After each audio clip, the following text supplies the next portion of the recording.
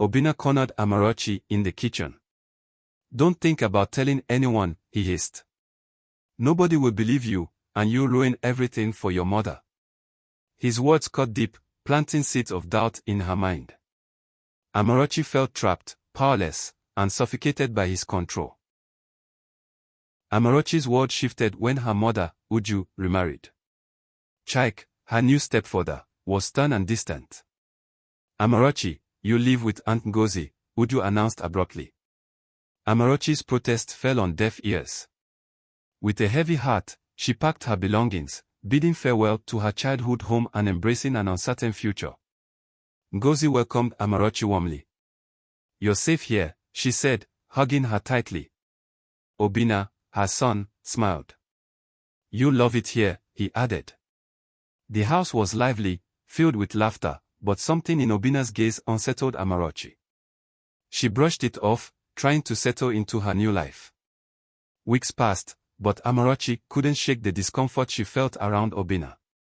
He lingered too long, found excuses to touch her arm, and his compliments felt invasive.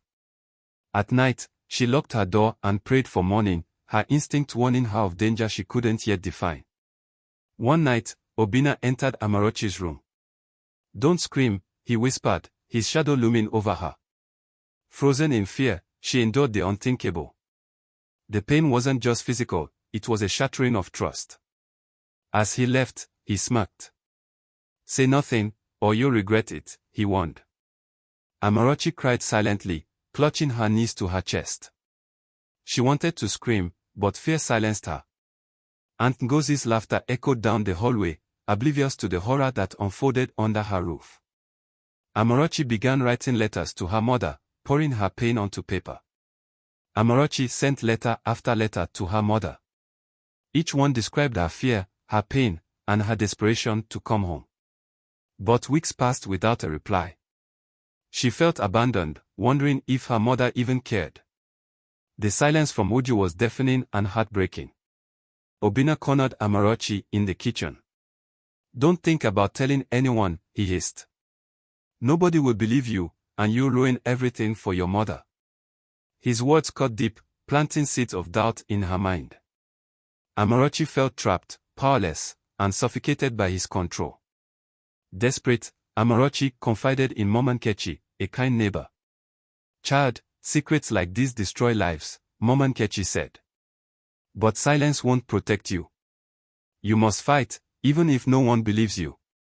Her words planted a seed of courage in Amarochi's heart, though fear still loomed large. Summoning her courage, Amarochi told Aunt Ngozi everything. "Obinna." Ngozi laughed bitterly. "He's my son. He'd never do such a thing. Stop lying, girl." Her dismissal crushed Amarochi's hopes. She realized she was truly alone in this house, and her fight for justice had only begun. Amarochi wrote one last letter to her mother, begging her to come. "Mama, I need you," she wrote, her tears staining the page. With Mama Nkechi's help, she ensured the letter was delivered. This time, she prayed her mother would hear her cries and come to her rescue. Uju sat under the mango tree, sorting yams when the letter arrived. She unfolded the tear-stained paper, her heart sinking with every word. Amarochi's pleas painted a horrifying picture. "Chike, I must go to Ngozi's house immediately," she said, but he dismissed her urgency with indifference.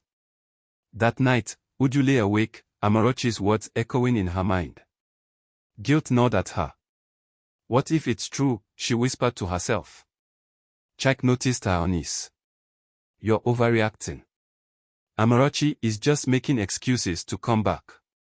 But deep down, Uju couldn't ignore the growing dread. Obinna sensed Amarochi's desperation. "You think a letter will save you?" he sneered.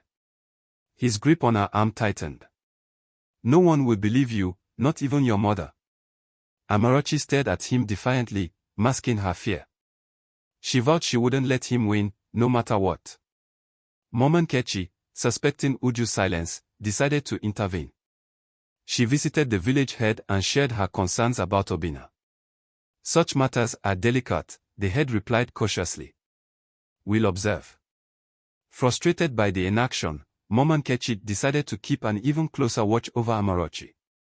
After days of sleepless nights, Uju packed her bag and defied Chike's objections. Amarachi is my daughter, she snapped. She boarded the first bus to Ngozi's village, her heart pounding with a mix of guilt and fear. What if I'm too late? The thought haunted her. Obinna grew bolder, taunting Amarachi at every turn. One night, he forced his way into her room again. You should have kept quiet, he hissed. But this time, Amarachi had hidden a shard of broken glass under her pillow. She held it up, trembling. Stay back. Ngozi overheard a muffled argument and barged into Amarachi's room. She found her son, Obinna, frozen as Amarachi held the glass. What's going on here? Ngozi demanded. For the first time, she saw fear in Obinna's eyes. Doubt crept into her mind, shaking her unwavering loyalty. Uju arrived unannounced at Ngozi's house, her face etched with worry. Where's my daughter? She demanded. Amarachi ran to her mother, tears streaming down her face. Mama, you came, she sobbed. Uju held her tightly, vowing silently never to abandon her again. Uju turned to Ngozi, fire in her eyes. Your son violated my daughter under your roof. Ngozi stammered, unable to respond. Obinna tried to deny it, but Amarachi's courage grew. Tell them what you've done, she shouted, her voice steady. The room fell into a tense silence. The matter was taken to the village elders, with Mom Nkechi standing by Amarachi's side. Amarachi recounted her ordeal, her voice trembling but resolute. The elders listened intently, their faces grave. Obinna's facade began to crumble under the weight of the truth. Ngozi sat silently as the elders questioned her. How could you ignore the cries of a child? They asked. Guilt consumed her. I didn't know, she muttered. But deep down, she knew she had chosen blindness over confrontation, and now her family's name was stained. Obinna pleaded his innocence. She's lying to cover her bad behavior, he shouted. But Amarachi's clear, consistent testimony silenced him. Mom Nkechi presented evidence of other girls who had suffered similarly. The room buzzed with whispers as Obinna's lies unraveled. The elders declared Obinna guilty. His punishment, exile from the village. Ngozi wept, torn between maternal love and the shame her son had brought. Uju watched coldly, her anger still burning. Amarachi felt a glimmer of relief, though the scars of her ordeal remained. On their journey home, Uju turned to Amarachi. I failed you, my child, she said, her voice breaking. I let my own life overshadow your pain. Can you ever forgive me? Amarachi stayed silent, her heart heavy with both relief and lingering resentment. When they arrived home, Chike dismissed Uju's story. You let a little girl manipulate you, he scoffed. Furious, Uju made a decision. If you can't respect my daughter, you don't deserve to be in our lives. For the first time, she chose Amarachi over her marriage. Uju focused on rebuilding her relationship with Amarachi. She listened more, ensuring her daughter felt heard and valued. Amarachi began to heal, slowly regaining her trust in her mother. The wounds remained, but so did hope for a better future. Uju worked tirelessly to rebuild Amarachi's trust. She sat with her daughter every night, listening without judgment. I'm here for you now, Uju whispered. Slowly, Amarachi began to open up, sharing her fears and pain. Their bond, though fragile, began to mend with time and patience. Aunt Ngozi wrestled with guilt. She replayed every moment she ignored Amarachi's discomfort, every time she defended Obinna. I failed her, she admitted to herself. Determined to make amends, she sought ways to educate herself and others about recognizing signs of abuse. Uju confronted Chike one final time. If you can't accept Amarachi and her pain, there's no place for you here, she declared. Chike scoffed but packed his belongings. Uju felt a sense of relief, knowing her home was finally free from his dismissive and toxic presence. Amarachi found herself inspired by Mom Nkechi's unwavering support. You're stronger than you know, Mom Nkechi told her. With a notebook and pen in hand, Amarachi began documenting her story, determined to turn her pain into a message of hope for others. Word of Obinna's action spread throughout the village. Some supported the elders' verdict, while others whispered that Amarochi had brought shame upon Ngozi's family. Amarochi struggled with the weight of the gossip but held her head high, determined to reclaim her dignity.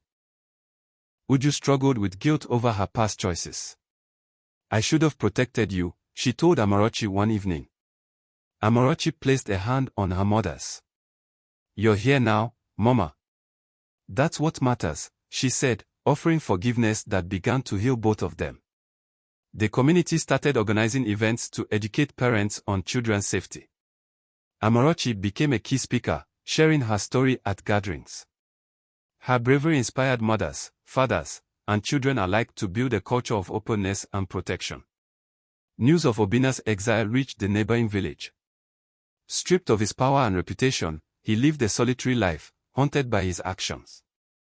Though Amarochi felt justice had been served, she wished she could erase the scars he had left on her soul. Amarochi joined a writing club at school, where she began turning her journals into stories. Her teacher, impressed by her talent, encouraged her to share her work. "Your words have power," he said. For the first time, Amarochi believed it. The village elders implemented stricter rules to protect children, ensuring they had safe spaces to report abuse. Amarochi's story had sparked a revolution, shifting the community's priorities toward vigilance and compassion. Uju and Amarochi's bond grew stronger each day. They laughed, cooked together, and shared stories by the fire. Uju saw Amarochi not just as her daughter, but as her greatest teacher. Amarochi learned to trust her mother again, finding peace in their relationship. Amarochi stood in front of a packed community hall, her voice steady and strong. "I was once silenced, but now I speak not just for myself, but for every child who deserves to be heard." The crowd erupted in applause, her message echoing in their hearts. Ngozi started a support group for mothers, sharing her own story of denial and its consequences. "We must protect our children," she urged. Slowly, she rebuilt trust in her community, dedicating her life to educating parents about their responsibilities. Amarochi's classmate, Chinyu, inspired by her courage, reported her own abuse to a trusted teacher. With the school's intervention, Chinyu's abuser was brought to justice. "Your story gave me courage, Amarochi," Chinyu said, tears in her eyes. Amarochi felt her voice growing stronger. Mom Nkechi and Uju collaborated to organize village workshops on child safety. Parents began attending in large numbers, eager to learn how to protect their children. Amarochi's story became a powerful example, sparking meaningful change in her community. The village elders, inspired by Amarochi's bravery, implemented stricter policies to protect children. They established a community council to address reports of abuse, ensuring no child would suffer in silence again. Amarochi's story became a cornerstone of their advocacy. Far from Uju and Amarochi, Chike began to realize the depth of his mistakes. Alone and burdened by regret, he tried to write a letter of apology. But his words felt hollow, and he doubted they would ever forgive him. Amarochi wrote her first article for a local newsletter, titled "Breaking the Silence." She shared her journey, emphasizing the importance of listening to children and believing their stories. Her words sparked conversations across neighboring villages. Ngozi visited Obinna in exile. "You destroyed lives," she said, tears streaming down her face. Obinna avoided her gaze. "I thought you'd protect me," he muttered. "Not when it caused the safety of others," she replied, leaving him to face his isolation. Amarochi's village transformed into a haven of awareness. Children were encouraged to speak openly, and parents became more vigilant. Amarochi watched with pride as her pain gave rise to a safer, more supportive environment for others. Amarochi found strength in new friendships. Girls who once ignored her now admired her bravery. Together, they formed a peer support group, creating a safe space for others to share their struggles and find encouragement. Amarochi's writing caught the attention of a national organization. She was offered a scholarship to attend a leadership program in the city. "Your voice is powerful," they told her. Overwhelmed with gratitude, Amarochi saw it as an opportunity to expand her impact. Amarachi packed her bags for the city, her heart filled with a mix of excitement and nerves. Uju hugged her tightly. "I'm proud of you, my daughter," she said. "Go and shine." Amarachi left, determined to make the most of the opportunity. At the leadership program, Amarachi met other young activists from across the country. Sharing her story, she inspired them to tackle issues in their own communities. "Together, we can create change," she said, feeling empowered by their shared passion. While Amarachi was away, Chike visited Uju, begging for forgiveness. "I've changed," he claimed. Uju listened but stood firm. "Change begins with actions, not words," she replied. Amarachi's absence had made her more protective of her daughter's well-being. Amarachi's work gained national attention. A popular journalist interviewed her for a feature titled "The Girl Who Spoke Out." Her words echoed across the country, bringing awareness to the dangers of ignoring abuse and the power of speaking up. Ngozi expanded her support group, collaborating with nearby villages. Her mission to protect children became her life's work. "This is my way of atoning for the past," she said, dedicating herself to ensuring no child would suffer as Amarachi had. Amarachi returned to the village for a surprise visit. The community welcomed her warmly, calling her a hero. Uju beamed with pride, seeing how far her daughter had come. Amarachi felt a deep sense of belonging and gratitude. Amarachi received a letter from Chike, filled with apologies and pleas for forgiveness. She read it carefully, her emotions conflicted. "Forgiveness is a journey," she told Uju. "I'm not there yet, but maybe one day." Amarachi spoke to young girls in her village, encouraging them to pursue their dreams fearlessly. "Your voice matters," she told them. Watching their faces light up with hope, she realized the true power of her story. Mama Nkechi fell ill, but her legacy lived on through Amarachi and the community she inspired. "You're my greatest achievement," Mama Nkechi told Amarachi. Her words became a guiding light for Amarachi as she continued her mission. Amarachi reflected on her journey. Though her scars remained, they no longer defined her. "I am more than my pain," she wrote in her journal. Her story was now one of healing, resilience, and the unyielding power of hope. With the support of donors inspired by her story, Amarachi launched a foundation dedicated to protecting children from abuse. She named it the Safe Haven Initiative. "Every child deserves safety, love, and a voice," she said at the foundation's opening ceremony. Uju joined Amarachi's foundation, speaking to mothers about the dangers of neglecting their children's cries. "I made mistakes," she admitted, "but it's never too late to change." Her honesty and vulnerability resonated deeply with other parents. Chinyu became one of Amarachi's foundation's first volunteers. She shared her own story of survival, helping others find courage. "You showed me how to fight back," Chinyu told Amarachi. Together, they worked to create safe spaces for girls across the region. Amarachi visited the house where her nightmare began. She stood in her old room, memories flooding back. "This is where I found my voice," she whispered. Though it was painful, she felt a sense of closure, knowing she had turned her pain into purpose. Obinna, hearing of Amarachi's foundation, sent her a letter. "I'm sorry for everything I did," he wrote. "I want to change." Amarachi showed the letter to Uju, who advised caution. "Forgiveness is for you, not for him," Uju reminded her. Amarachi decided to focus on her mission. The Safe Haven Initiative gained traction, expanding to nearby states. Amarachi's work attracted partnerships with schools and local leaders. "We need to educate communities," Amarachi said at a meeting. "Prevention starts with awareness." The foundation's reach grew, saving countless children. Watching Amarachi lead workshops and inspire change, Uju felt a deep sense of pride. "You've become everything I hoped for and more," she told her daughter. Amarachi smiled. "I couldn't have done it without your support, Mama," she replied. Ngozi donated a portion of her land to the foundation to build a shelter for abused children. "I want to be part of the solution," she told Amarachi. Though their relationship remained strained, Amarachi appreciated her aunt's effort to make amends. Amarachi received a national award for her work with the Safe Haven Initiative. "This is not just my award," she said during her acceptance speech. "It belongs to every child who spoke out and every parent who listened." Her words moved the nation. Uju reflected on how far they had come. From a mother who failed to listen to a woman who fought alongside her daughter, she had transformed. "You've taught me so much, Amarachi," Uju said. "We've taught each other," Amarachi replied. Amarachi was invited to an international conference on child protection. Sharing her story on a global stage, she met activists from around the world. "Your courage inspires us all," one attendee told her. Amarachi felt humbled and motivated to do more.